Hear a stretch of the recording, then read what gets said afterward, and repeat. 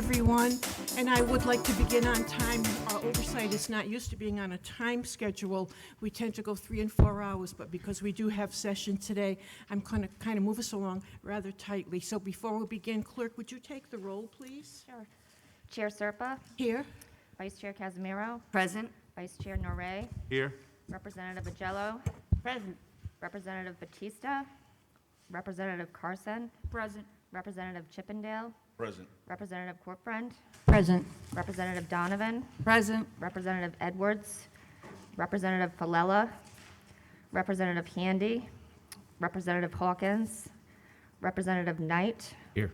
Representative Lima, Representative Messier, Representative Newberry, Representative Place, Representative Slater, Representative Solomon, Here.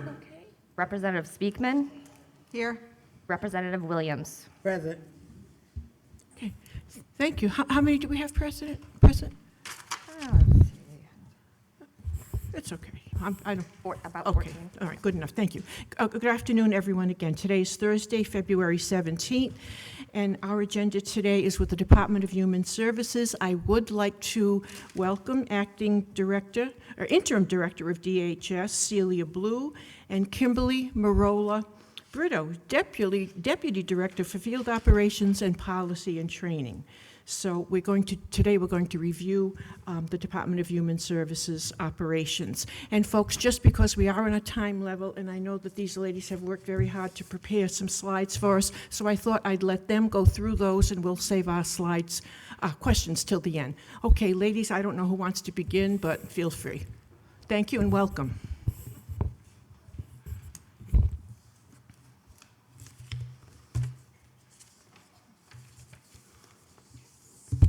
There we go. Button up to speak, yeah? All right. Can you hear me okay? All right, great. Thank you.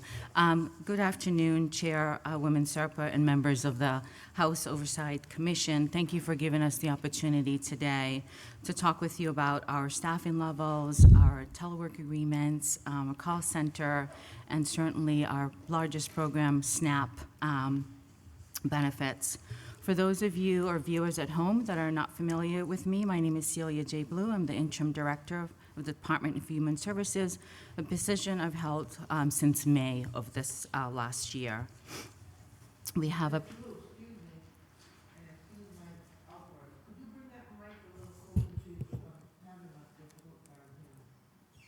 I will do that. How's that? Better? Thank you. We have some slides we've prepared for you today, and thank you for the opportunity to go over them.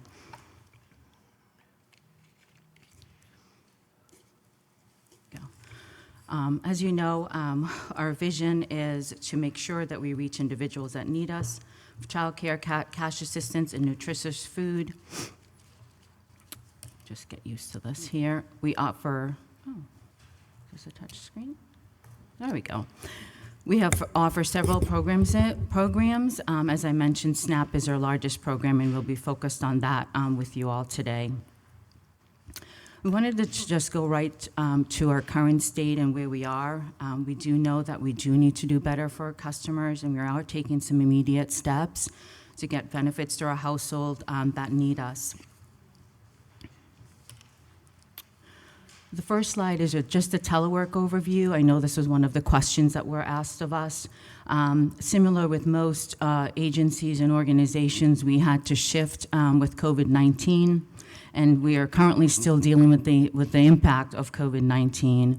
We shifted our staff to telework back in May of last year. We had about 357 employees, at a peak at about 400. And we are now at about 248 employees. And what I will just want to make a point of saying is that there's no one in our department that is working 100% from home. Our customer-facing staff are in the regional offices, and the other staff are doing some kind of a hybrid model of working from home and being in the office. The only very rare exceptions are for those small percentage of staff that might have medical reasons and have some exceptions that need to can telework from home. We know our call center and the volume of calls that we've been receiving has been extremely high, and our wait times are not acceptable. We show here in November and December, which we had forwarded to you, we were hitting on average over 2 hours of wait time. For January, we're starting to see that trend come down a bit, about an hour and 45 minutes, and February around an hour and 10 minutes on average, and our call volumes are also dropping as well.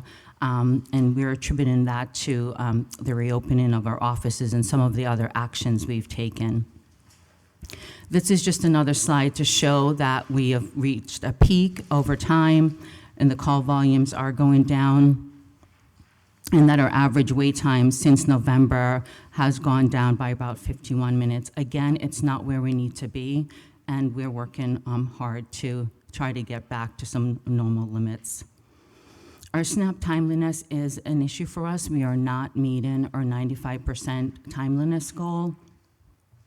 Right now, when we process our applications, what we refer to as our non-expedited SNAP, we're processing them between 10 to 12 days, and while we're still within the 30 days, our expedited SNAP is where we have the biggest challenge. We are processing those claims outside of the 5 to 7 window period that is allowed for standard operating guidance, and we are seeing that that's around 50%. And so it's important to note that customers are still getting benefits. We are outside of the 7, and we're processing them between 3 to 5 days. Again, this is not acceptable, and we're working hard to try to reduce that time. We just wanted to share a slide in terms of our application on how we process our different programs and the different timelines and where we are with the standards. And again, showing where we are with our SNAP program. On this slide, we wanted to just talk briefly about where we are in terms of our call volume and some of the challenges we're facing right now. We are seeing our workload to be about 2 to 3 times the volume of what we were processing pre-COVID. We did see that we've got some issues around training, which we have addressed. We've done some refresher trainings, and we have trained up some of our staff. We have a big challenge right now in workforce, where I know a lot of industries are having those challenges. Some of them is related to a multitude of reasons. Between absenteeism, we have some vacancies we need to fill that we are focusing on. We're also dealing with the challenges of COVID-19 with staff needed to quarantine. We've seen some very high numbers over the past few months, and higher rate of FMLA, and again, those vacant positions that we need to focus on filling. We refer to this as coverage disruption, but really it's about when we're switching staff back from telework back into the regional office, and now with the call volumes, we are switching staff to be on the phones to help to address those wait times. That disrupts the processing time when we do that. It's important to note that we have issued $516 million in SNAP benefits and $14 million in Rhode Island Works benefits. These are all federal funds that's coming into the economy.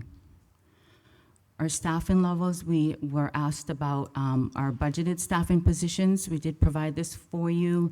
We are, again, tracking at about 88% of our staff is intact, and about 12% is where we need to fill, and those positions are primarily that we're focused on is in our regional offices where they're front-facing staff. Just want to state that I'm going to turn this over to my colleague Kimberly Brito, who will bring us through how did we get here, and then just briefly, what are the actions? She'll turn it back over to me. I'll go over the actions we've taken and some recommendations we have for continuous improvement. I can't say enough about our staff and how diligent they have worked hard to provide services for our customers, and I'm just proud to be a part of the team, and we know, again, we have some work to do, and we are working hard to try to make it to the goals that we need to be. Go ahead, Kim. Thank you. Good afternoon, everyone. Thank you very much for the opportunity to be here to testify. Oh, sorry about that. I forgot to press it. I'm sorry. Good afternoon, everyone. Thank you for the opportunity to be here and provide some updated information. And happy to be able to talk about operations. Happy to be able to provide some updates for you all. I will start by saying that we know that DHS serves its customers best when we can offer multiple effective ways for our customers to reach us. We do know that for some it's over the phone. We know that some like to use the computer, and we know that most like to come into our office. So we're going to provide some updates on how we're providing those effective ways for customers to reach us. I'm going to talk a little bit about how we got where we are today. And the information on the slide is showing how we responded to the pandemic and the shift in our operating model. Back in March 2020, we did shift our operating model to what we called a remote customer service model. We did close our lobbies for reasons that we're all aware of. That did happen back March 16th, 2020. We did notify the public of the closure of our customer-facing lobbies. We did that through different social media platforms, our website, social media, through communications with our community partners. Customers maintained access to us. We flipped our operations to the telephone, and that was the remote customer service model that I referenced. So interviews that were still able to be had, or for programs where the requirement wasn't waived, we were able to continue to do that, and customers were still able to reach us. So we did continue to process applications. DHS did continue to distribute benefits to our customers. We called it our back office work. Our front office, the lobbies were closed. We implemented new technology solutions through this process over the last few years. We did implement enhancements to our customer portal. We offer text messaging now to customers for proactive communication. It is an opt-in model, so it's only as good if the customers opt into it. But that is to expand access. That's the goal of that to our customers.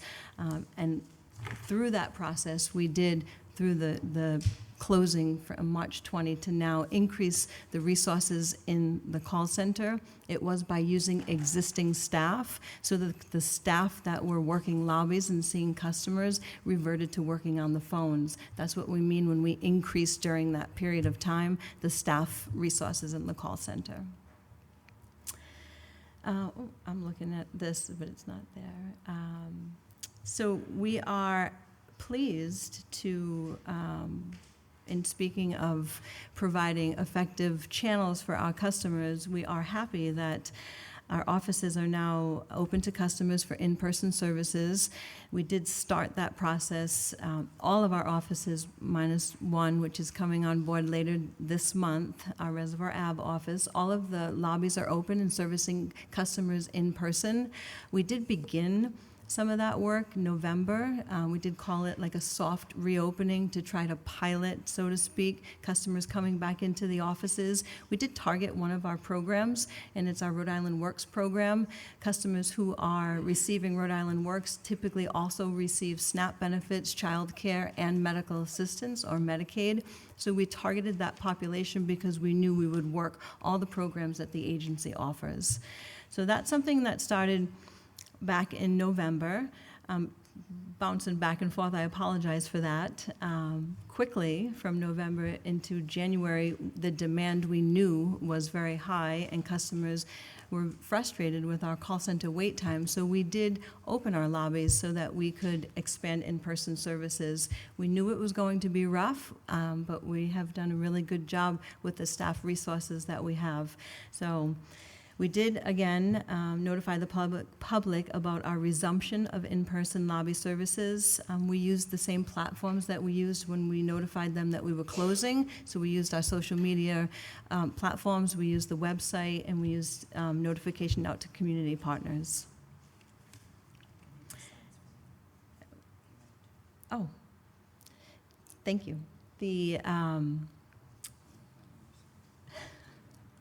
Some key facts, just to review. DHS customer-facing offices are open like they were pre-pandemic, so the office hours are Monday through Friday. They are 8:30 to 4, not holidays, not weekends, those types of things. We do have staff available at all of those offices to provide a range of services to the customers that walk in. We are still scheduling Rhode Island Works recertification appointments, so customers who choose to come in, because they do have the option to come in or to call, or for us to call them for their interview. Customers that do choose to come in are seen, and we do have in-person services, walk-in services, we call it in-person services, available and staff there to assist them. Our Reservoir Ave, I mentioned that, that's our last office that will be opening for full services on February 28th. I don't want to say the wrong date. So in addition to when the lobbies were closed, and now these are very similar, customers continue to have access to reach us in multiple ways. And the call center is one. The call center is staffed 8:30 to 3. We notate 3 o'clock because the volume of calls that comes in is so high. We need that remaining hour of the day. Our staff are there until 4 and after, ensuring that those that are in queue, we call it customers in queue waiting, are able to be serviced.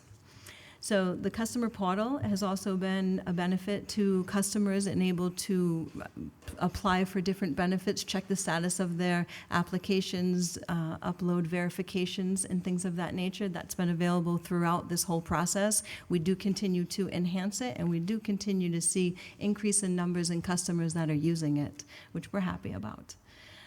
I mentioned briefly about the text messaging. That is something with our mobile app and text messaging. That is another avenue that increases the access to customers to information that's in their case. It allows DHS to also have proactive communication with them, so we can push out notifications and have a little bit more proactive communication. A lot of the calls that do come into our call center are benefit inquiries. Customers are asking, do you have what I dropped off? What's the status of my case? And we feel that with proactive text messaging, for those that this works, we know it doesn't work for everybody, we would be able to send some of those notices, ultimately having them have access to that information without having to reach out and ask. We also we have our community partners and vendors. We have a customer resource guide. There are times in our lobbies now, because of the staffing, that we will continue, we'll give some more updates on our staffing, of course, but there are times that customers come in at a volume that the staff aren't able, much like the call center, in person, aren't able to see them all. So we have different mechanisms in place to ensure that they're triaged, their needs, what they came to us for. We have callback sheets. We have customer resource guides. It's not meant to turn our customers away. It's meant to give them another option if we're not able to see them that day when they come to us. We can schedule an appointment for the next available day, or for allowing them to have access in the community. We have vendors that help with application assistance. There's other resources that are available, so we just try to help and make sure they have that if we're unable to see them that day. How did we get here? A little bit more. The volume has increased significantly, and that really has a lot to do with changes in our recertification cycle during the pandemic, and it really has resulted in doubling, if not more, of our workload. So the SNAP recertifications were pretty steady, you know, the timing for them and through the years, and then the pandemic hit, and there were certain waivers that states were allowed to take, which were very good, and we did take them, extending food access, just changes to the normally consistent SNAP recertification distribution cycle, which would allow us to extend access to low-income Rhode Islanders. The getting back and reworking that redistribution, we call it, of SNAP recertifications, moved our try not to say caseload because that's not the right word, moved our workload from about 3,000 to 6,000 customers a month to 6,000 to 9,000. So it really did increase significantly the amount of recertifications that are due in a month. That has been spread over 7 months, and that's what we've been seeing, that biggest spike and the calls coming in, and the challenge that it's presenting us. Most SNAP customers also complete an interim report at the 6-month mark of the recertification. Interims were suspended during the COVID pandemic, and then in September of '21, they resumed, and that was another influx of work that came to us. We were expecting the work. It wasn't that we weren't expecting it. It's just we didn't, it happened all at once, I guess, through some staffing updates that we'll talk about where staff had options to retire early, things like that. We didn't anticipate as much of a turnover in the staffing. So those are some pieces on how we got here. Also, there were opportunities that customers had increased access to assistance, and the assistance during the height of the pandemic have ended, and those were the pandemic unemployment benefits, it was the stimulus checks, and it was the federal eviction moratorium. When those things ended, we also saw a spike of customers come in. It was pretty stable when we had all these waivers in place and we had extended benefits, and everything ending at the same time really created a big influx of customers coming in and the need for services and benefits and access to DHS. So our workforce is certainly challenged by this.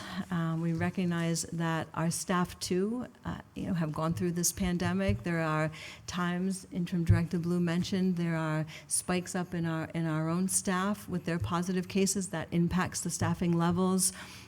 Staff are very close together. There are feelings and emotions that get involved. We've done a lot of work with our EAP provider to provide access to different information that's out there, supportive services, things like that, to help our staff as we open the lobbies and there's an increase in fear, just about an increase in traffic and things like that. So we have been able to offer those things through EAP services that we have access to.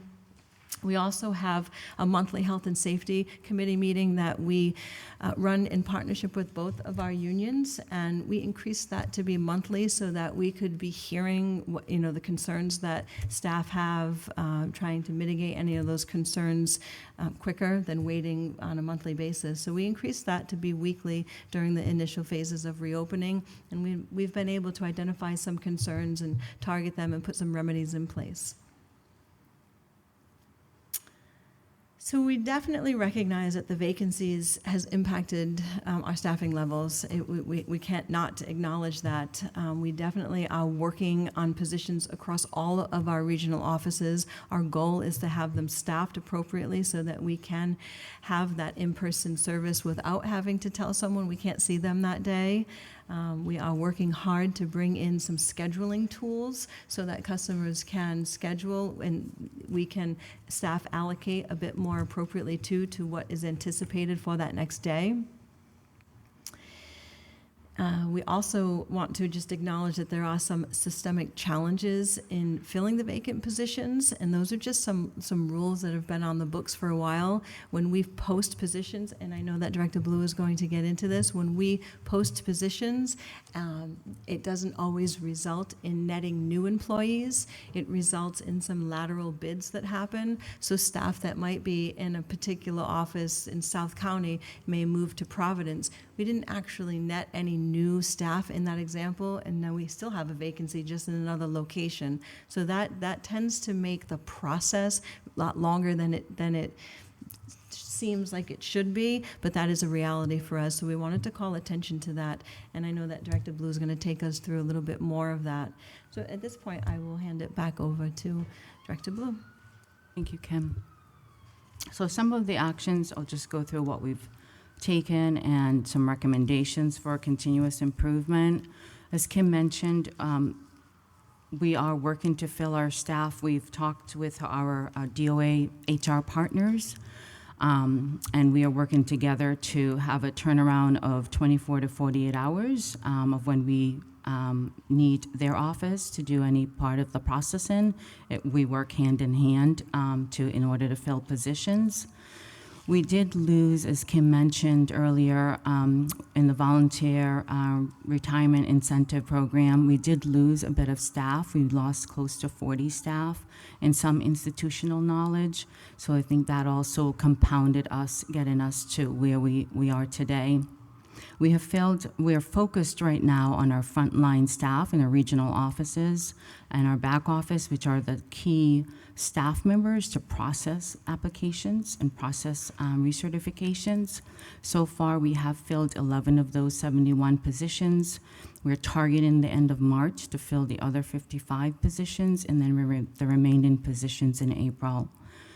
We did offer some promotional opportunity in our call center, realizing, as we talked about earlier, and our call volume and our wait time increasing, we recognized that we needed to fill more positions and offer those promotional opportunities internally, and knew that we needed to get to close to a number of 35 in order to increase to be able to handle all of the calls. We were able to fill 12 of those positions, and unfortunately, we did not get enough applicants for those roles. What we're doing now is we're working with our Council 94 leadership. We are currently working on a special purpose agreement to allow some flexibility in non-call center staff, and we will afford the appropriate training to be able to address this issue now while we continue to work to hopefully attract more of our staff to apply for these positions. We have, as soon as we could request the extension of federal waivers, our staff was ready to reach out to our federal partners. We did get an extension through for face-to-face interviews, postponement of interview requirements for SNAP expedited household.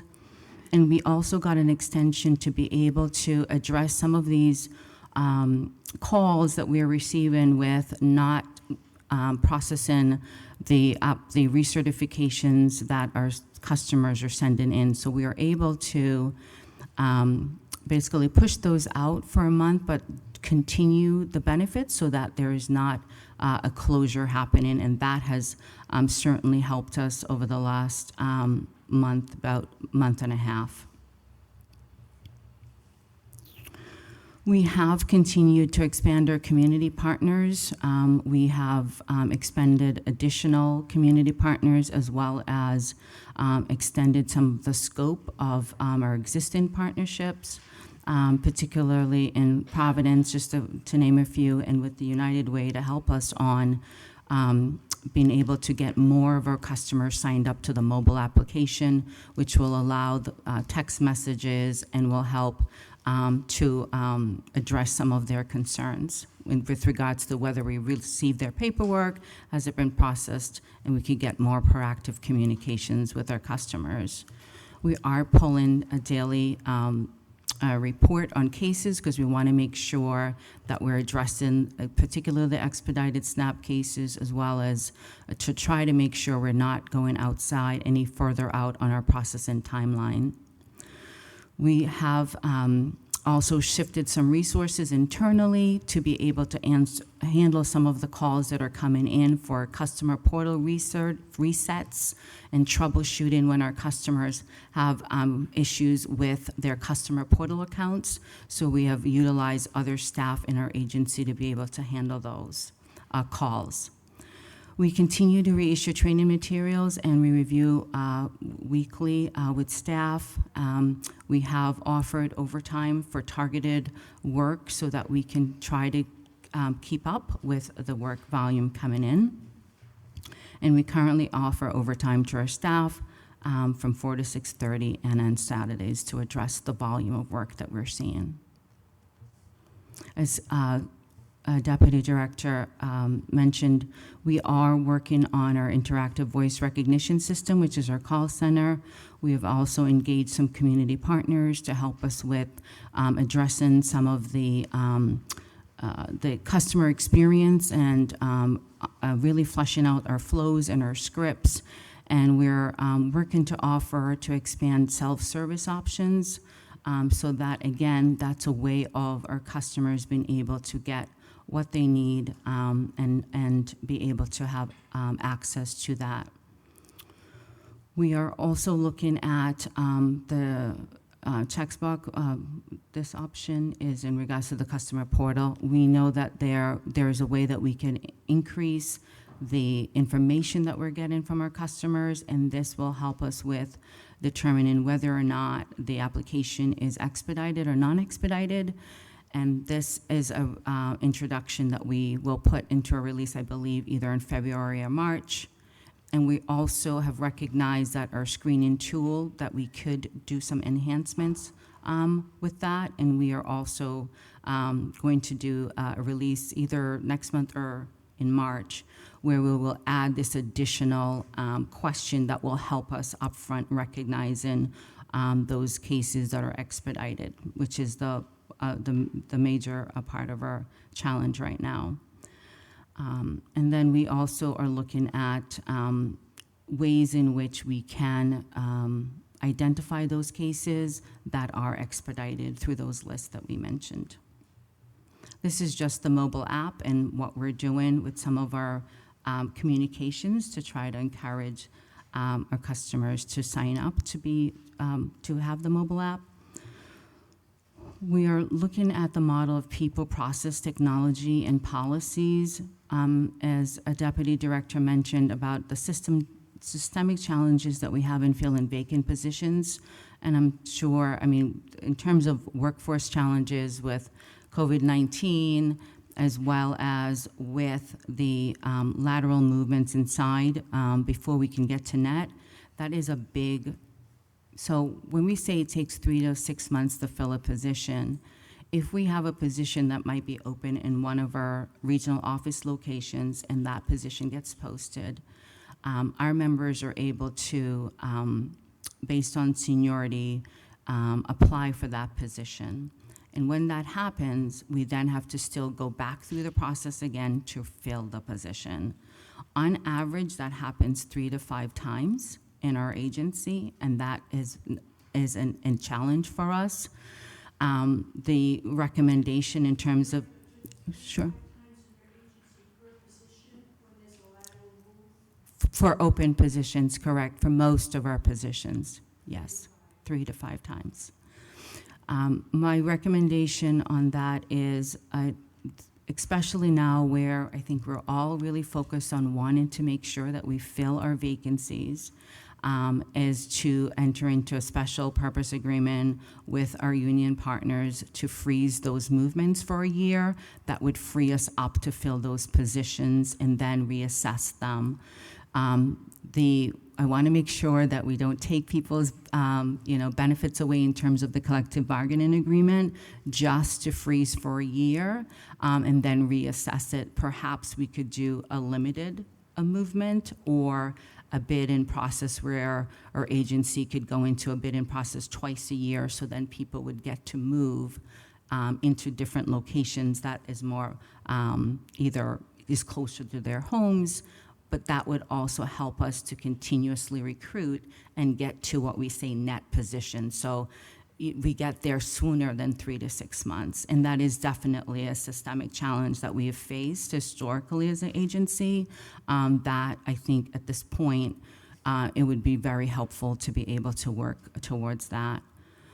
Looking at the numbers and where we are in terms of the volume of work and the number of staff, no doubt we have to first fill our vacant positions. Once we do that, we will get closer to the 5 to 7 days that we were averaging before. We'd probably get closer to about 9 days. In order to get back to those 5 to 7 days, we would need an infusion of additional staff, at least I would say 70 eligibility staff members and call center reps to be able to maintain that. That can be mitigated.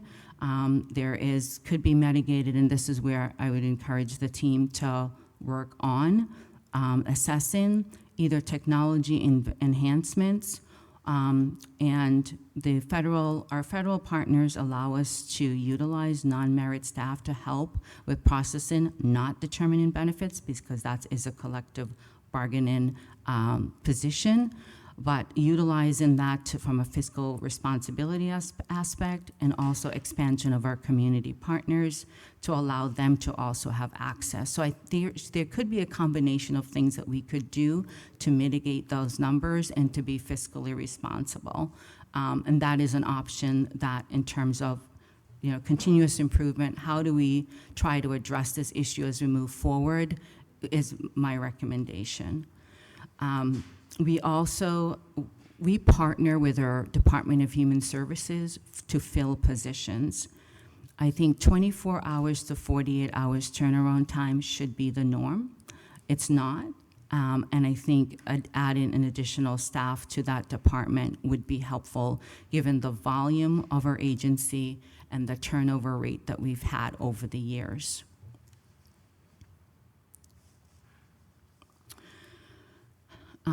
In terms of technology improvements, we mentioned that we are working to expand our IVR system.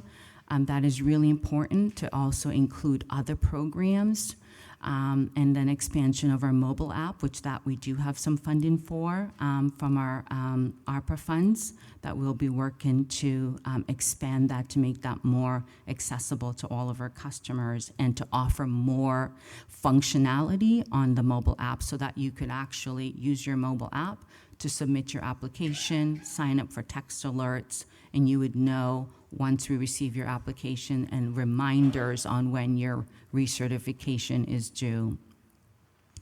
We also are seeking some permanent waivers to address the work volume.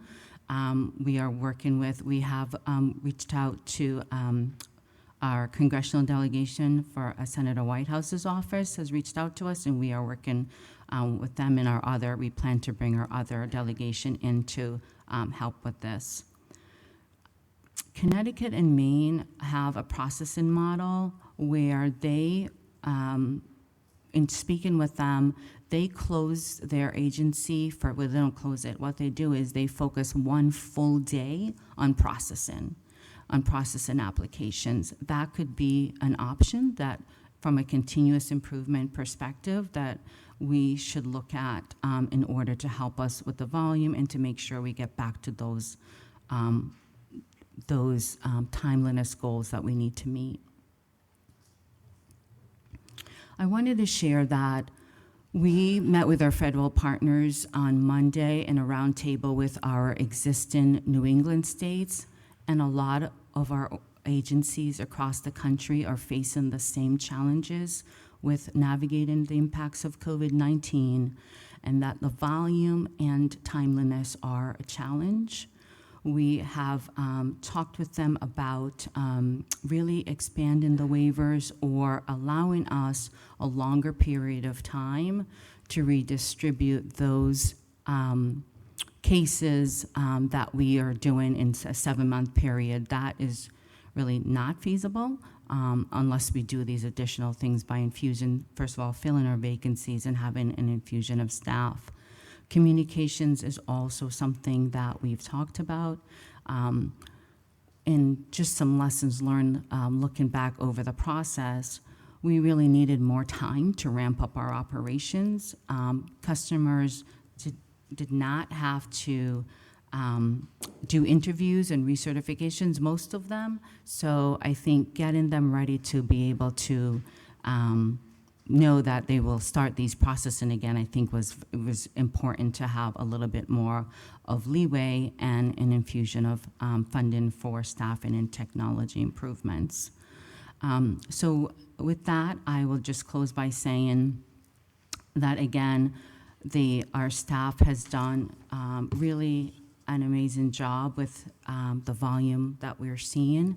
We're here because of the impacts of COVID-19, and we're trying to navigate the challenges of that as best as we can, but we know we do need to do better.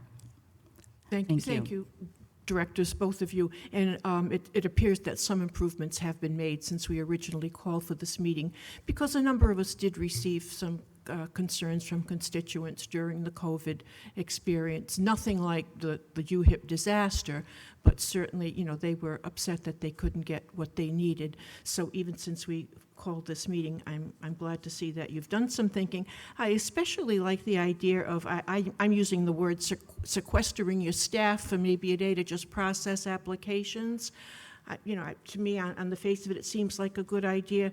And one of the other options about freezing or putting a hold on the lateral transfers, you said that among the offices, you said that you're talking to the unions about those changes. Do you expect a decision, or are talks ongoing, or? We're talking with the unions right now on the SPA around our call center. And then, I'm sorry, what are the other pieces? Oh, in terms of the lateral movements, Yeah.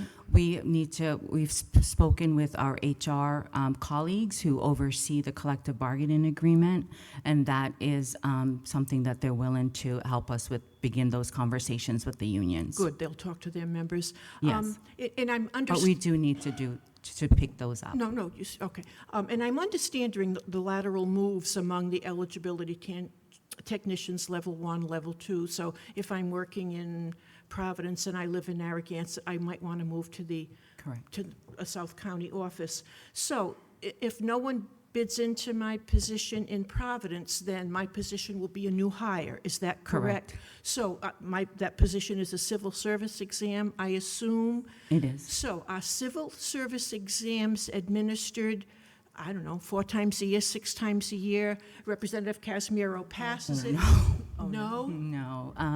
Oh, how it does is that work? more It's once every 3 maybe years. every 3 or Yeah, 4 once years. I'm sorry, everybody's talking. I'm sorry, Director, would you answer, please? Sure, every 3 to 4 years, I believe, is the Every standard. 3 to 4 years? Yes. So does that add to your wait time? Or do you have like a list of people who have passed it? We do have a list of, so I shouldn't say we, because this is our HR department, so I want to be clear that we don't manage the list, but our HR department does have a list of folks that pass the civil service, and they do keep an eye on it. If it is, going to replenish the list, then they will call a service exam a little earlier, but the norm has been they've had enough candidates that 3 to 4 years is the norm for when they do the civil service exams. No, I could have taken that exam 4 years ago, as everybody on this panel could have. We may all have gotten other employment, so it forces HR to make all of these phone calls. I've moved, she's taken other employment, he's no longer interested. So that prolongs the process? It does, and so we get I will pull my HR No, that's person okay. in No, if I no. my personal person in for me if I get too much into the weeds. Yeah. But it does. We get a number, I believe, 6 candidates at first, and we do have to reach out to them, and we do need to wait 5 days. For them to, if you leave a message respond. on my home phone, Correct. you need to, you've passed the civil service exam, we have an opening for an ET level 1, are you interested? You don't hear from me, you move on. Correct. So So we need to 5 give 5 days. days. 5 days, 10 days, 15 days, now we're looking at 2 weeks. And I guess it's not a fair question for you, Director, but, it's like, is this a statewide policy? You're talking weeks? This is why I refer to it Yeah. as more of a systemic, and maybe that's not the right word, Yeah. but it is a challenge. And when you have a large agency and you have turnover a lot, it does make it that's why it takes a long time to fill positions. Well, One of the main reasons. and, I only thought of it while listening to you, and maybe that's something that HR can think about or bring, and is it an executive branch decision? And I guess I'm asking It the is, HR. we have to work with labor.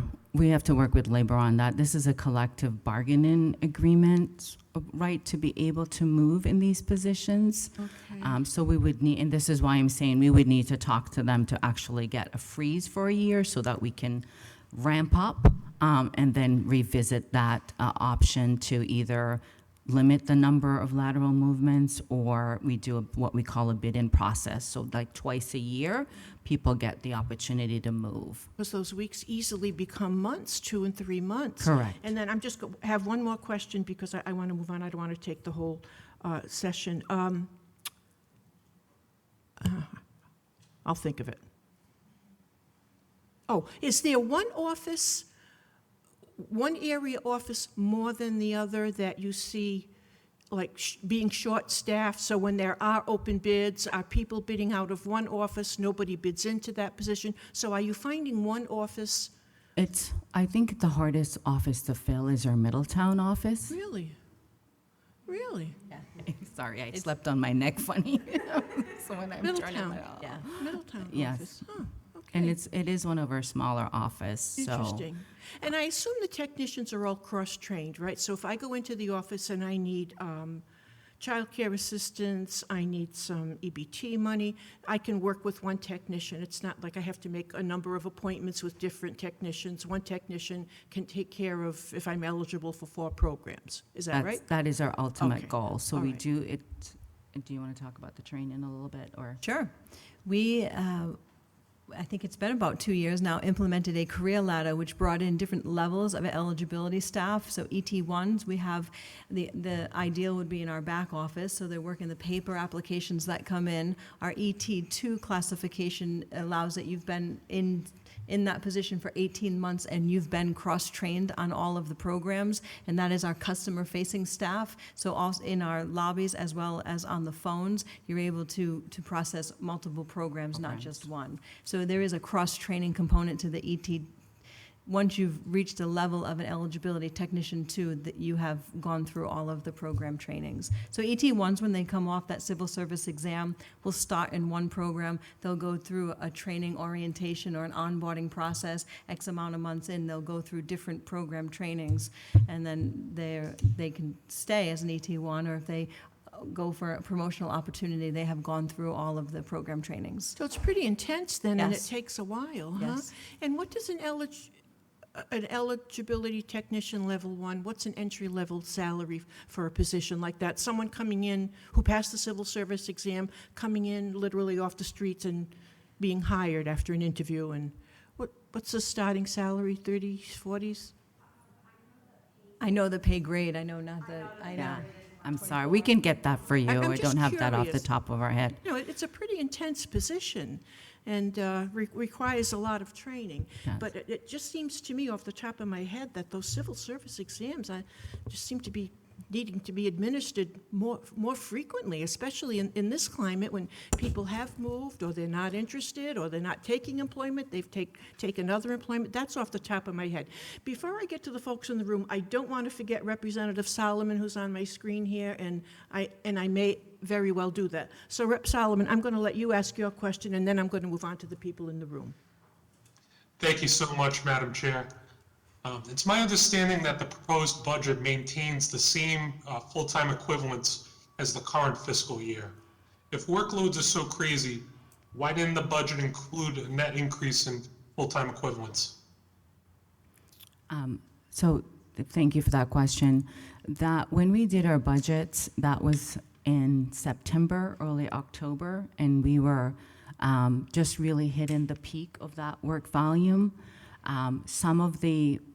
There was a recommendation for some increase in staff, but in terms of the levels that I'm referring to, is really after doing some assessments and looking at how we've been processing our applications previously to now. That assessment did not happen until outside of the budget, when we initially submitted our first cut at the budget.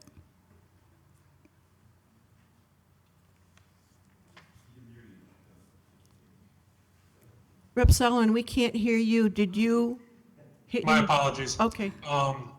Do you plan on amending the proposed budget to include additional full-time equivalents? That's my recommendation. Okay, thank you. Thank you, Rep. Solomon. Okay, let's go to the room. Representative Casimiro, and I'm going to move right down this row, and I'll move right down the front row. Okay, Rep. Casimiro, and then, all right, we'll go down this way. Thank you. Go ahead. And thank you for being here today. I have a ton of questions. Well, I don't know if I'm going to give you a ton of time, but 'cause I wanna- do want to give Yep, everybody a absolutely. turn. I'll be quick. I want to go back to the civil service exam, because you said that it's given every 3 to 4 years, and you have plenty of people on the list. But earlier in your presentation, you said you don't have a qualified group of candidates. Can you clarify that for me? Absolutely, and I just want to say, I'm saying roughly 3 to 4 years. That's not my area at all. Our Department of Human Services administers the civil service exam. This is my best of my ability to answer that question. With regards to the applicants, so we offered some promotional opportunities internally to staff, because as Deputy Director mentioned earlier, we have a career ladder, which there are different levels that you need to be able to do all of the training, meet all of the competencies to be able to move into those more complex positions. The call center is a promotional opportunity, so when we post those positions, they are for our internal staff to apply for those positions. So it does not go to the civil service exam when we do an internal promotional opportunity. Okay. Are you committed to fill all the positions that are open at DHS, including the ECAs? Absolutely. Now, I have to say that as you know, I am moving on, and our acting director, Yvette Mendez, will be starting, and we are absolutely committed.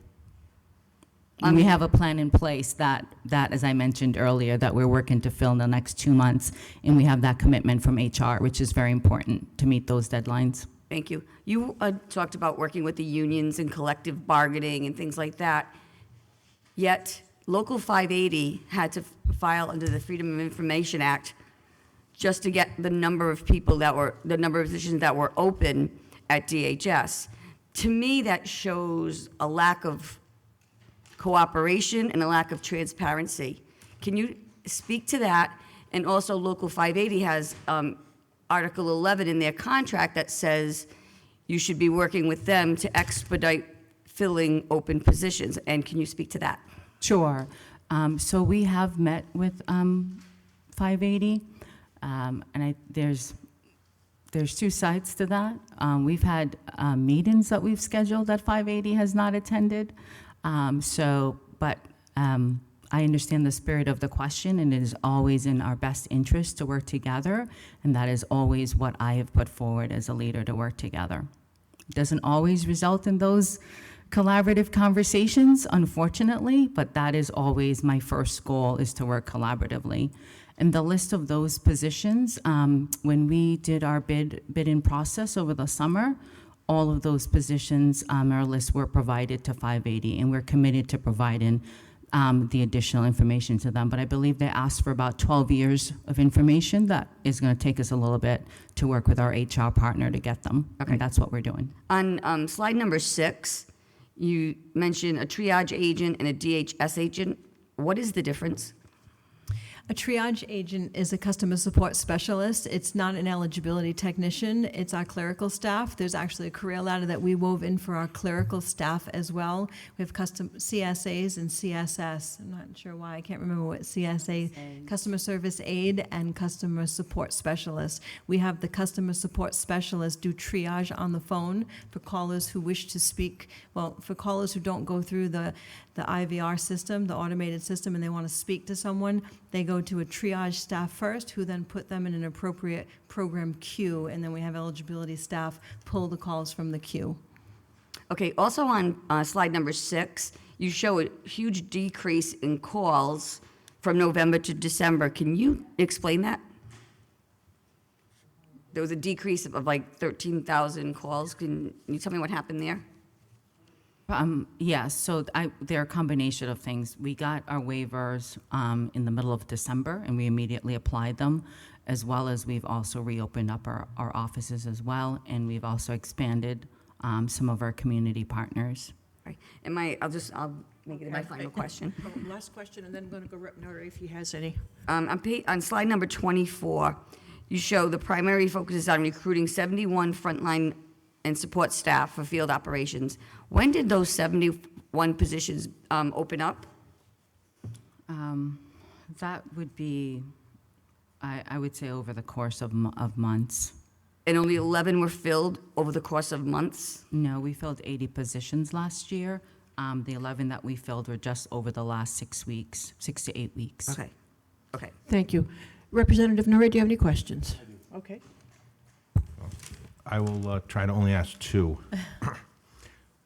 So we've talked a lot today about eligibility technicians. So it's my understanding that there were several in the 30s, 31, 32, eligibility technician ones that were promoted to eligibility technician 2 recently. Is that correct? Does that sound accurate statement? Yes, some of them were. We do have others that we're need to fill as well. Okay, so how many of the eligibility technician 1 positions were then posted? And when were they posted? Just if you could give me Sure, one moment. I'll absolutely. look for that.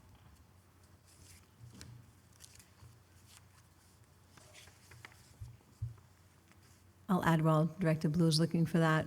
We had filled, I'm not going to remember the time frame right now, but through the last few years, we were able to fill the ET2 lobby positions. So that falls into some of the numbers that you were just asking about. There's ET2 lobby and ET2 call center positions. So just wanted to say that piece. Yeah. Just trying to. So while you're looking for that, Paul, Sure. just Absolutely. my lead that does the personnel, and maybe she could answer for, if you Sure. don't mind. yeah, do not mind at all.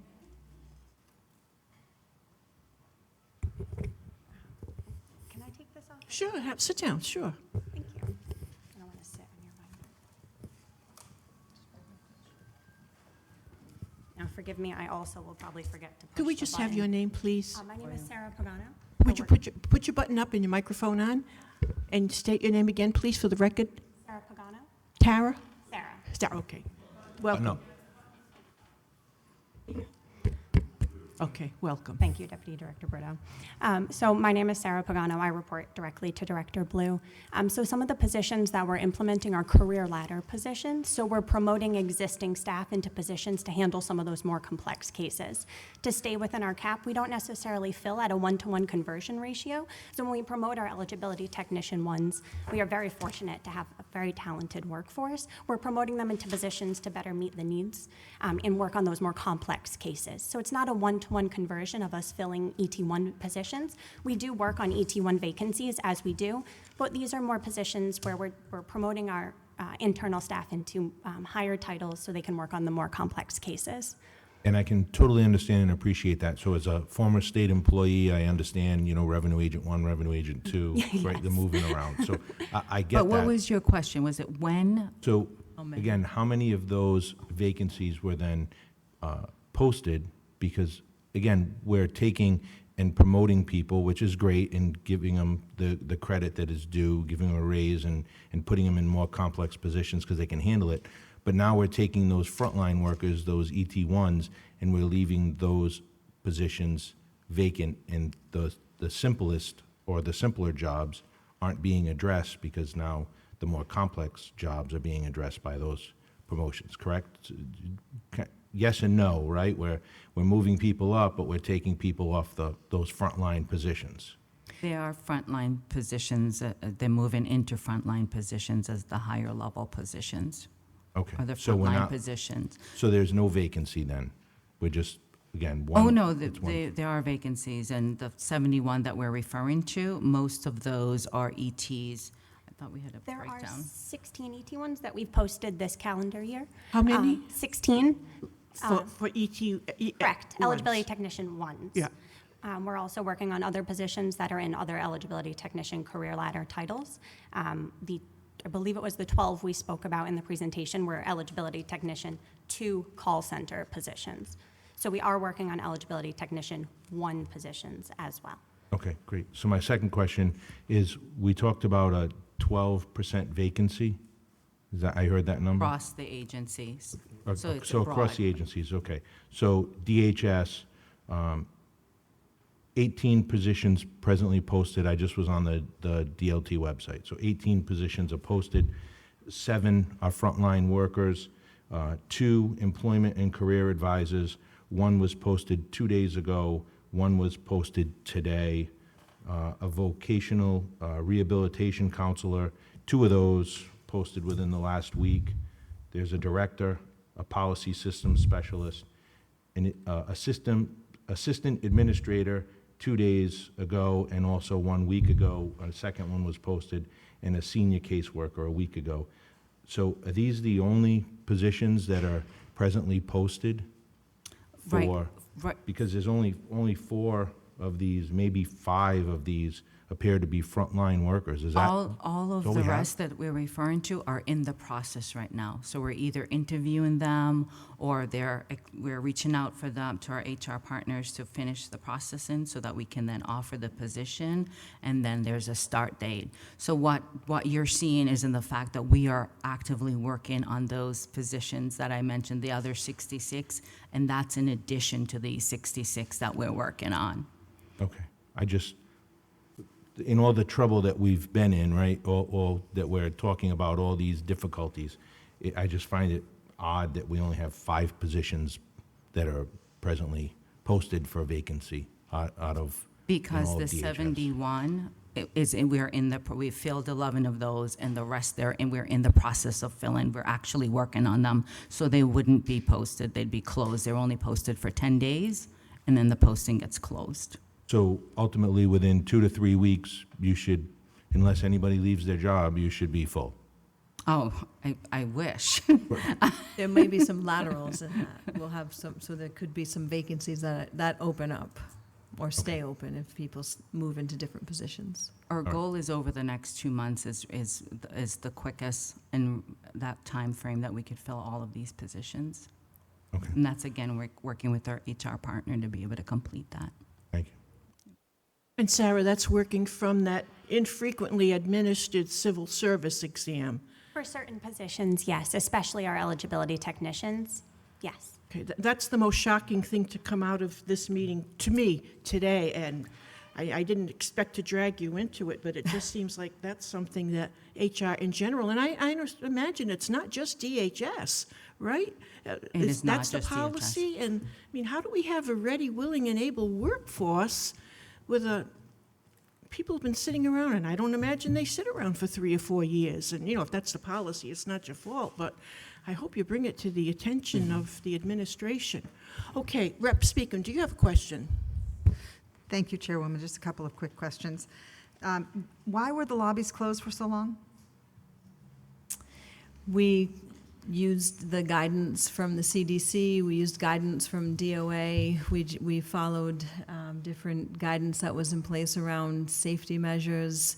So many other customer-facing agencies and businesses have been open for months and months using safety protocols.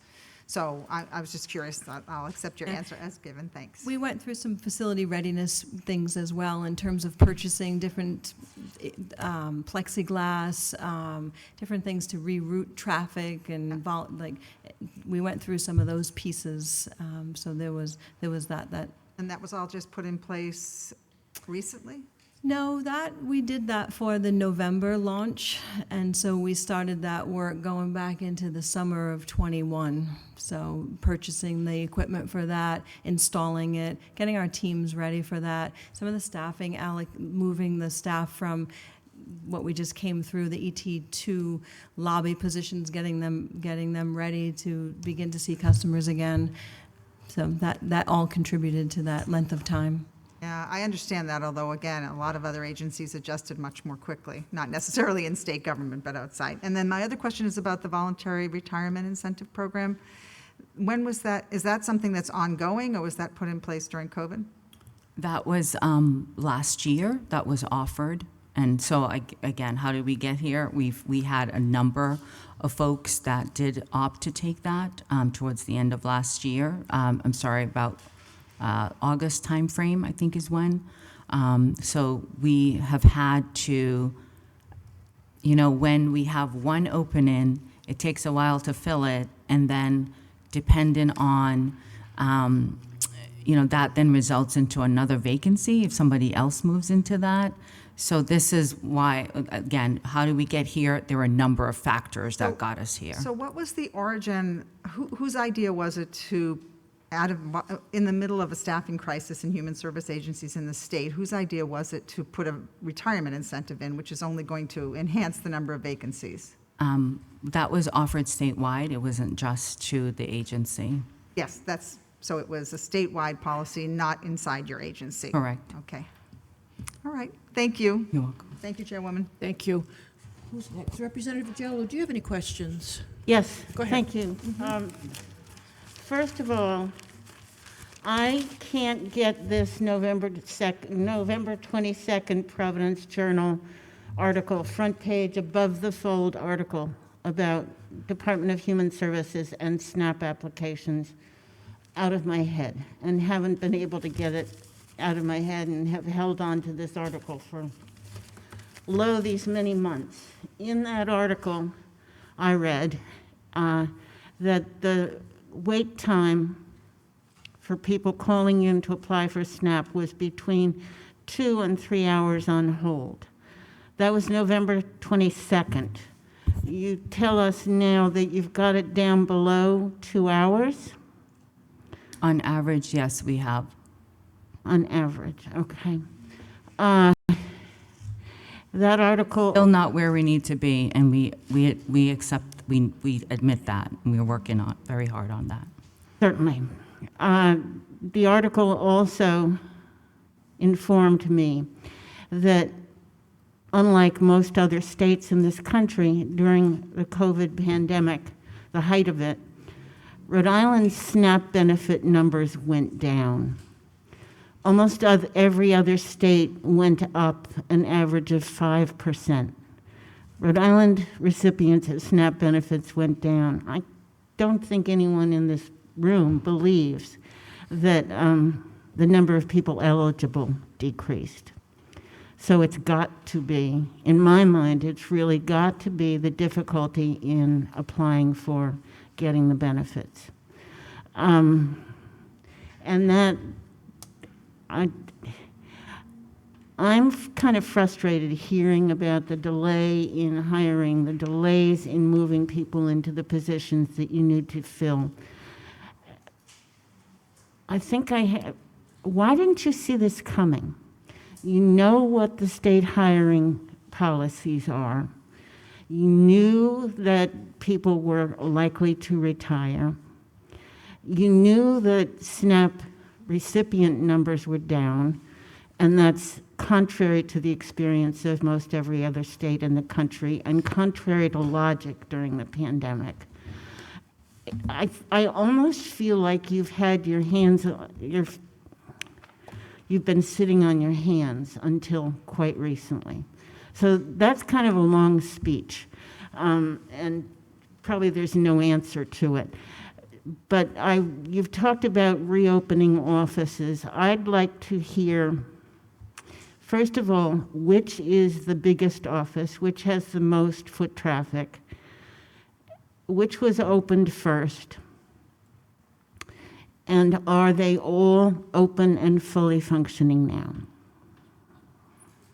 So they're not all opened. We have our Reservoir Ave in Providence that we're working towards reopening at the end of this month. And at that time, all of the offices will be opened.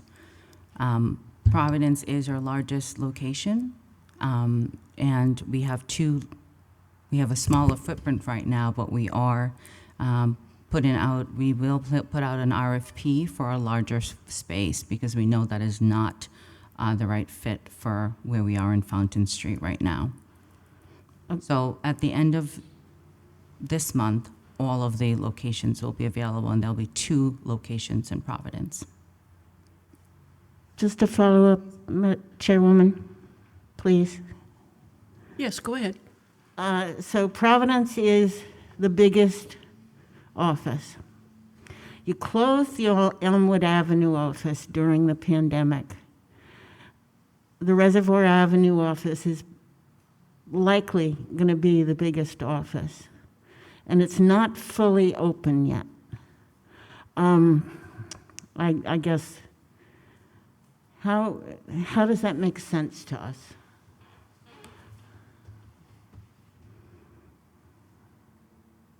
I guess that's What is the a question? rhetorical question. Our facilities relocation project didn't stay on the timeline that we had anticipated, and we too, sometimes we sit back and say, this doesn't make sense, so I do share that. It is extremely frustrating. We did not plan to have that office not opened. There were a number of different challenges that came up through a larger facilities relocation project. We do have staff in the Reservoir Ave location right now. The system isn't scheduling appointments to go there, but we are able to see customers. We have a reduced staff. I'm not sure if that's the right way to say that. We have a reduced staff there right now, and the 28th of this month, the full staff is coming into that office. So then we will be scheduling appointments, and we'll likely see an increase there.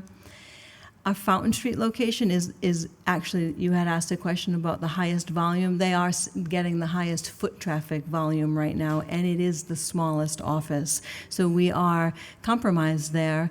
We are getting creative in terms of partnering with our community agencies. There's a library, the Providence Public Library, I think it's one block down. We've gotten into a partner agreement with them where we can try to see some of our customers there and have we call them mobile ETs on the go. Like, we can have laptops with VPN access so that our eligibility staff can be processing, partnering with the 211 RV van in the Providence Public Library to meet those needs, because we know it's not ideal. We had envisioned in that facilities relocation project 2 other back offices, quite large, that we would have back office staff, our eligibility technician ones, in those offices, the non-customer facing staff, processing all of the applications that come in, recertifications, interims, case changes. And it didn't come to fruition like we had hoped it did. So we have pivoted, changed course. We've dusted off RFPs that we envisioned earlier in the project, and we're going to be going out again with additional support in place. So things changed through this pandemic. There may be a different available space for us to get into, but we do share that frustration. So which office are you, again, I was flipping through the slides. Which office are you going to open on February 28th? Reservoir Ave. Reservoir Ave. I know it sounds confusing because I'm saying it is open, but we're opening. It is open now, and we have a reduced staff in there because the build out, the furniture and stuff is being brought in and put together today, this week, and move-in dates are for next week for the remainder of the staff to go into Reservoir Ave, and then we will be at full service at the end of the month, March 1st. You'll be at full service, but will you be full staff? Yes. Well, we'll likely still have some vacancies there, but we have staff that haven't been able to move into Reservoir Ave because the equipment and the cubicles and the setup wasn't quite ready, which is now ready. We have a walkthrough scheduled for Monday. We have staff moving in the remainder of the eligibility, and social casework staff moving in next week, and then we'll be at full service at Reservoir Ave, and then all offices will be at full service. And Sarah, I don't want to beat an HR dead horse, and forgive me, members, for repeating this, but I'm sitting here and I can't help but fixate on these civil service exams. There's such a cry to keep college grads in the state. So if they can't take civil service exams for 4 more years, what 21 or 22-year-old can sit around and wait 4 or 5 years to take an exam? It just seems like we should hurry this along. Get our college grads to take these jobs. I mean, it's a decent starting salary with benefits. These young people have loans to begin to pay off immediately. And I'm not trying to be harsh with you, but certainly in your discussions, this is something we have to get better at immediately. I mean, a civil service exam from 4 years ago, I might have even forgotten I took it 4 years ago. But if I'm graduating in May, if I can take a civil service exam the February before my graduation, we might be able to capture those young people and keep them in the state. Go ahead. No, I understand the sentiments, and I want to echo Interim Director Blue's statements. We don't control the civil service No, I know list. you don't, but I wish you would take it to whomever does. And it will, Mr. absolutely. Cronin, you're back there. I know you've been around a long time. Take it to whomever needs to hear it. Here are these people all crying that they're short-staffed, every office, every benefit. We've got old tests, people in the pipeline who, they may be deceased for all we know. So The 5 days, I share the sentiments that it does extend the process, the 5 days, because it's 5 days per person. So, for example, if Interim Director Blue called me and I didn't call her back at all, to get the name that would replace me to be the next person, Right, I that get- I person may get it. also not respond for those 5 days. So it can extend the process I by get it, and I'm weeks not and blaming weeks. you. No. Please understand, I'm not blaming any one of you at this table. It was, I guess, in place long before you came. And Mike Cronin, you've probably been here longer than all of us. So if this is an old policy, I think it needs to be looked at. No offense, Michael. This needs to be looked at fast, quick, and in a hurry. And I'm not going to go on. I know Chair Williams. Do you have some comments or questions? Yes, I do. Okay, Thank go you, right Madam ahead. Chair. Ms. Brito and Ms. Blue, thank you for being here, and thank you for your presentation. It was clear and helpful, and I commend you for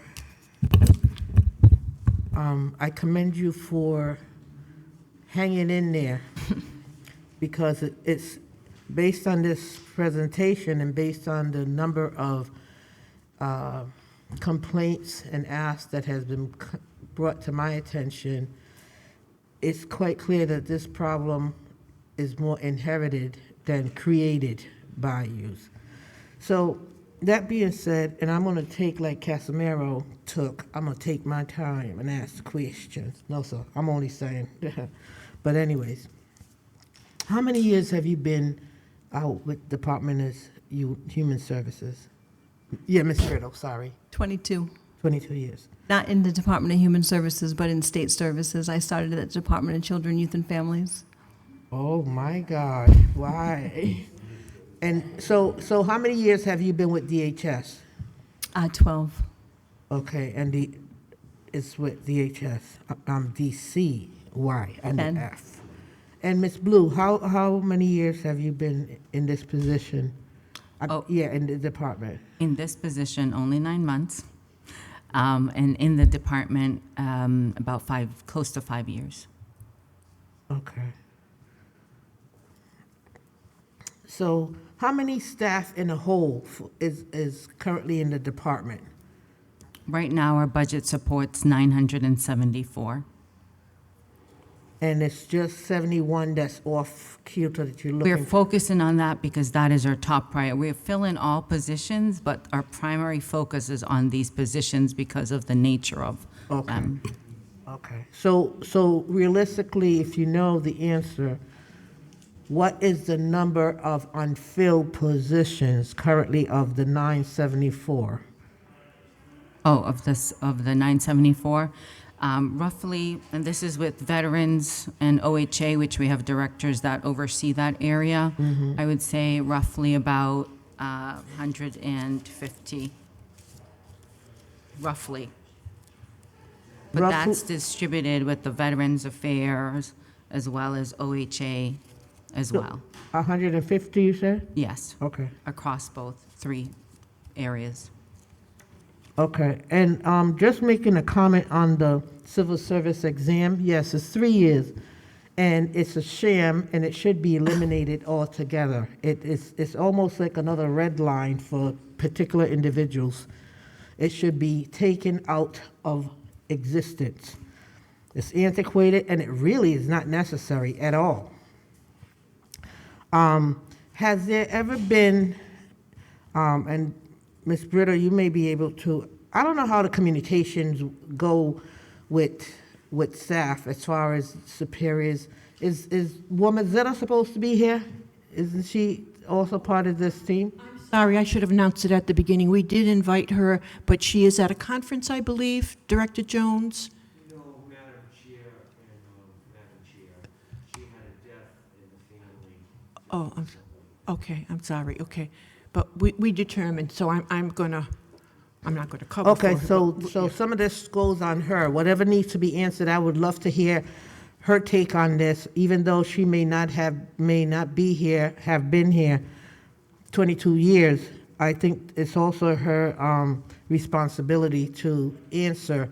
And I hope that the communication with the staff is definitely something that's in play, because it's definitely needed. If you have a leader that's supposed to be overseeing stuff to happen, to make sense, they should be present. But I understand, thank you, Michael, for, And I am here on her behalf to take on behalf of working with the department Okay. Has there ever been, and Thank this you, is Ms. Michael. Brito again, has there ever been a time where the office was open at night? And if not, can that be on the plan of moving forward, that these services, these offices can be open two nights a week because of the fact that many of these recipients are working poor. So therefore, by the time, if they can't get in through the telephone, or by the time they get out of work, the offices are closed. So it would be a great thing to have access to that office for those services at least twice a week. Has that ever been?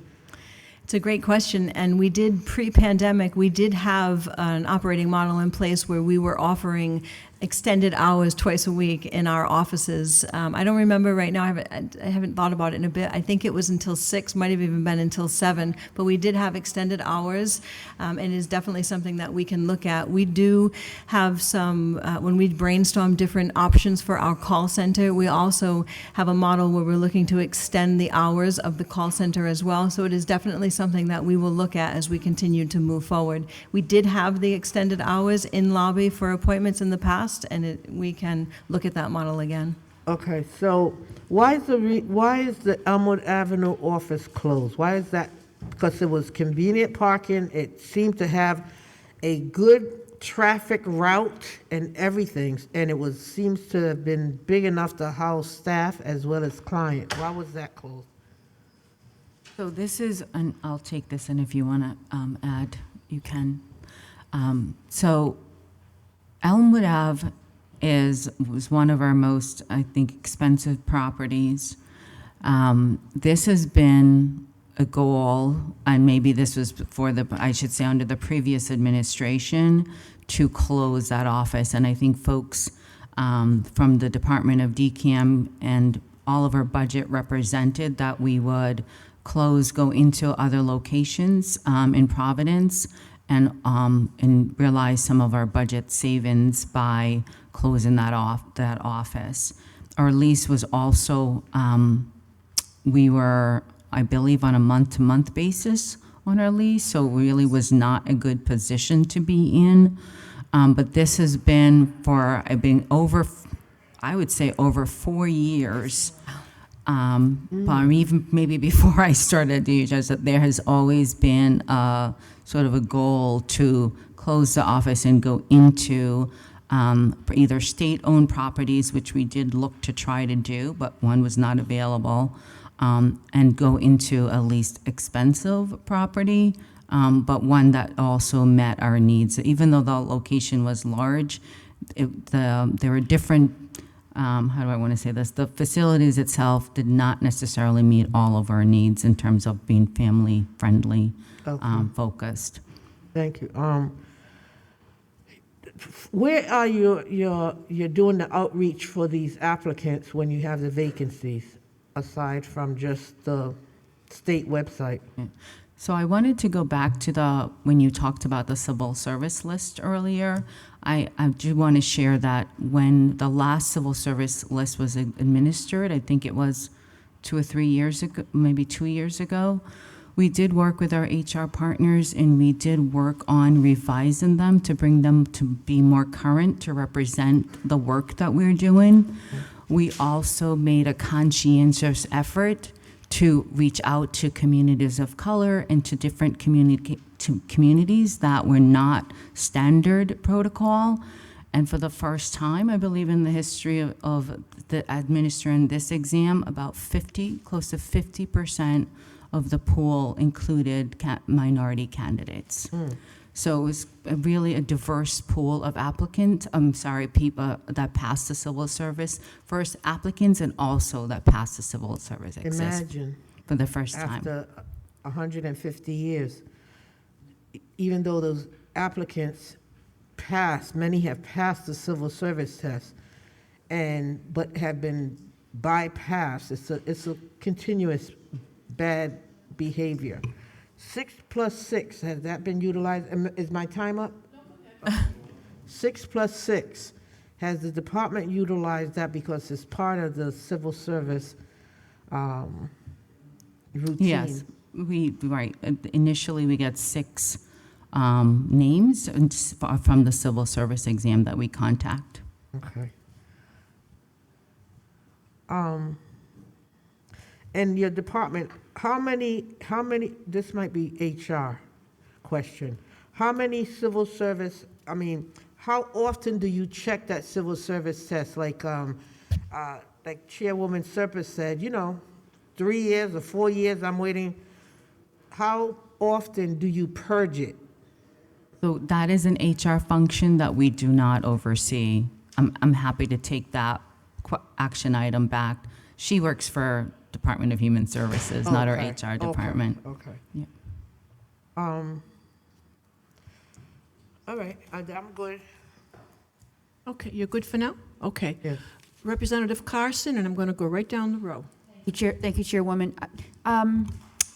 One of the observations that we've seen and that I've been following in the press has been sort of the changes that COVID has made in society. And one of them is that people are leaving their jobs and they're looking to do other things, right? They're looking to, people have had more opportunity to work at home. They're starting their own businesses. And I think that that's probably a trend that's going to make a permanent dent in the way we work, and we don't know the full impact of that. So I guess my question is, to what extent are you thinking about that in your conversations, either amongst your colleagues in your own department or with HR? How are we going to recruit people in 5 or 10 years? How are we going to get young people into the jobs? How are we going to address this changing phenomena where people don't want to work in offices anymore and they want to be more working on their own? Does that conversation come up at all in your work? It is a broader conversation that's happening right now, because that really needs to be more of a statewide policy change. And I can tell you that those are active conversations that are happening now. And our labor partners are pushing very hard for folks to be working from home. And I know that there's several conversations happening, and the administration is looking at this from a broader lens, but those conversations are happening. Okay. Representative Donovan, anything? Okay. Representative Cortrin? Thank you. Can you tell us what has been the response to your app and your text messaging? How do people want to access you? Do they want to go in person, or do they want to do something on their phone? What's the receptivity to the more online applications? Folks want to call us. That's what we've seen. They definitely want to come into the office, so we are seeing an increase in numbers coming into the office, but we are seeing a steady stream of folks calling in, not just to call in with general questions, but opting in to have their interviews over the phone, scheduled where we call outbound calls.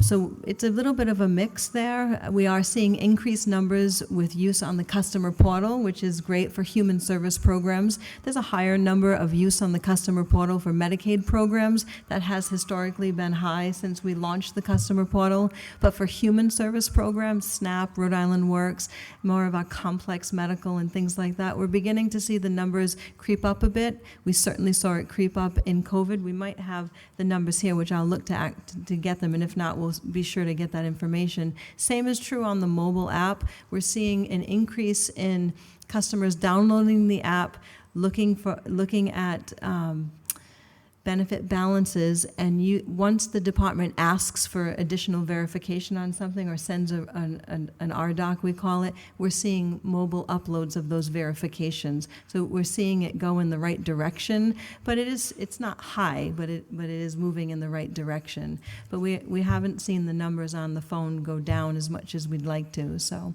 folks Director, like to call. Director, any quick question? The age group using the apps and using technology, I mean, Rep. Kazmir and I are just thinking about the investment in technology. If they really want to meet face-to-face and talk on the phone, do you have any idea of the age group, between this and this, they're using the apps? Because I just know senior citizens have a hard time. Yes, agreed. And we've never pitched it that we would not offer our in-person services or would drive people to only be able to use that. I do think, I don't have the data, do we? I don't think we have the data. Honest. We will get that information on the There age is. groups, but it is definitely on the. And I worry yeah, about the this younger side. technology taking the place of people. I'm not going to use my own, I'm not going to go to the self-checkout at Stop and Shop. That's Yeah. somebody's job. I'm not We doing will, it. we will always have an eligibility and a social Please, casework yes, touch you in our can't- system. yeah, It's- this is a human yeah. transaction. You need humans behind that transaction, not a bot, you know? Go ahead, I'm sorry. I wanted to ask about Middletown too, since that's where I represent. What happens to your customers and why, do you know why you're having a hard time attracting a workforce there? We have staff there, and we do Yeah, have I know, customers. I've been in the building, good. so I understand that. But you did say that was the hardest place to staff, and Yeah. do you know why that is? Probably the drive, the location from the applicants, or from the new employees coming in. It's probably the drive, Cost I of would say. housing probably on the island.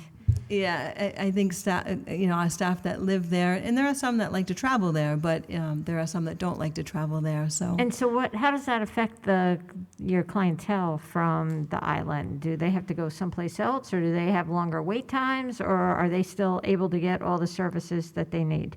They've been able to get all the services in the lobbies. There are times that we have to go to a limited service, which means we've reached the capacity of the office for that day. So we'll revert to that resource guide sheet. We'll revert to the customer callback, triage, schedule an appointment for the next day or the next available appointment that's open. That we have had to do that in that area. But the call center is statewide, so it's not location specific. It's statewide, so it doesn't impact that. So we haven't, it's just harder to recruit there. And sometimes it's. Does every location have the back room that you talked about with your level 1 ETIs? Did I get the right acronym? ET1s, and then E- ET2 ET1s. is the lobby and the call center. Ideally, we have envisioned in our facility relocation project back offices, so they're separate from the customer-facing offices. Right now, we have a little bit of a mix because we haven't achieved all of those facility relocation moves. So once that happens, the answer would be that we have ET1s in back office facilities, and we have ET2s in lobbies and ET2s on the call center, and we have our customer-facing social casework staff, ECAs, social caseworkers in the customer-facing offices as well. That would make sense to me. Thank you. Thank you, Chairwoman. Thank you. And Rep. Knight, any questions, comments, concerns? Yes, Chair, thanks. Go right ahead. How are remote workers supervised by your office? So they're supervised by in the org chart and the supervisor that they're attached to. So we have some supervisors who are in office and have half the team in the office or half the team at home because there's remote works, hybrid telework, so that no one's home 100%. They supervise them through constant contact and emails. They hold huddles, we call them. We use Teams a lot, so we host team meetings. So they're supervised through assignments, not just through email, but we have in our Bridges system, we have a worker inbox, which is how we can assign and monitor and manage a worker's activity on task completion. And in the call center, we have what's called the VCC dashboard. And through active dashboard management, we're able to assign and monitor the tasks that staff are engaged in the office, as well as if they're teleworking for that day. Thank you. You're welcome. Where are you on a reservation system? You had mentioned that earlier. Yeah, we're just starting to look into those now. We're speaking with, I think we had a conversation, was that, you had a conversation with the DMV, and we were talking with DLT as well. So we're in the early stages of those conversations. How come you guys are in the early stages when DMV is up and running and has been for well over a year, and DLT too, and frankly, all of Massachusetts is on the reservation system? Right. My understanding is that was the model they built years ago. That wasn't the model that we had at DHS. Well, sure. I mean, but the model 100 years ago was horse and buggy, and now you moved on to cars, right? At some point, someone made a decision to change. So I'm just asking, if everyone else got the bright idea to go to a reservation system to accommodate this inability to be in the same physical space, you know, why are you guys the last on the train? We have, I can't speak for all the systems that the other agencies have, but certainly for our bridges system, it's very sophisticated and very complex. It generates appointments out, so whatever tool that we look at needs to interface and integrate with it. And I don't know all the, I mean, we certainly participate in all the design sessions, but that in itself is extremely complicated. So those conversations are in process. One of the, like Director Blue mentioned with DMV, something that can be added on top of that, we're looking at, and we're also looking at ways to offer for customers through the customer portal, ways to schedule appointments and be a little bit more in control of rescheduling their appointments if it was scheduled on a day that they can't get off or so on and so forth. So there's a couple of different levels to it. One is using the existing software and being able to enhance it through the customer portal, and then is looking at I don't know what it's called. Scheduling A system. scheduling tool that would like sit on top of it, but they all need to connect because the programs that we administer have timelines, and trying to think how to say this, if the system is sending out appointments, we can't have customers booking appointments, and we can't meet federal timelines to offer an appointment for somebody. That's pretty complicated. I think we want to get you some more information on that, but that's a high-level reason for it. Okay. Yeah. And I would just say, just for the chair, you know, the problems that we've described today in human services and human resources are across the board in the executive agencies. I don't know about the quasis, and I'm a lawyer and tend to be over on judicial side. We don't have this stuff. I know the AG and the PD and the courts, I think it's a little faster. But the personnel manual for the state of Rhode Island has not been rewritten since 1988 because no one wants to deal with it. It is, you know, I attempted to get a bill through a couple of years in a row while Governor Raimondo was still in charge with the help of members from the Chief of Staff's office of the DOA to try to ease up a little bit, to try to make things easier in terms of advancement exams and civil service exams, and it met with just a huge wall of opposition in committee from labor organizations who represented, you know, Council 94 and that sort of thing. There is a inertia in government in general, and it's particularly strong in Rhode Island. And I don't think it's going to be your job to fix HR, and I don't think it's going to be a governor's job to fix HR. It's going to be our job. We have to sit down with our labor rules around state employment and say, what can we do to modernize this so that we can keep the benefits of the system that we have now, which is, our labor organizations, I don't know. I don't have a close relationship with them, but we want to keep them happy. We want to have a labor pool. We want to provide people with career tracks so that they can step up in their, they can advance through a career. They can have a career, a well-paying career with the state of Rhode Island, so that we can get talent when they're 25 years old and keep them till they're 55, which is hard to do these days.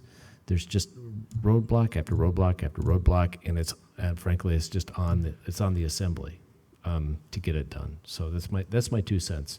We have a monster of an HR system that we've allowed to develop through inaction and inertia over the years, and we certainly have the power to fix it. And I'm just wondering if the HR system doesn't vary from department to department. Is it the same at DHS as it is, say, at DOT?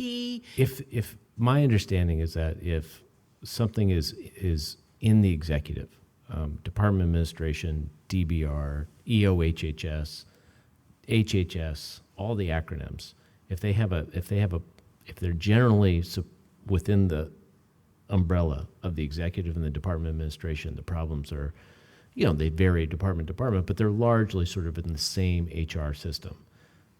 It changes a little bit once you step out into different branches of government or into the quasis. Into the quasis. It's the personnel rules that you're referring to, Yeah. that everyone is subject to those. So it's the rules. same 5-day, if I took the civil service exam 4 years ago, it's still the 5-day, and I might get a call? I think, Yeah. if I don't want to speak for you, but you're speaking even broader Yeah, than that. I am with not. I'm HR. certainly not an expert on it. I just learned Yeah. enough when I was Yeah. trying to work that Didn't bill know that, yeah.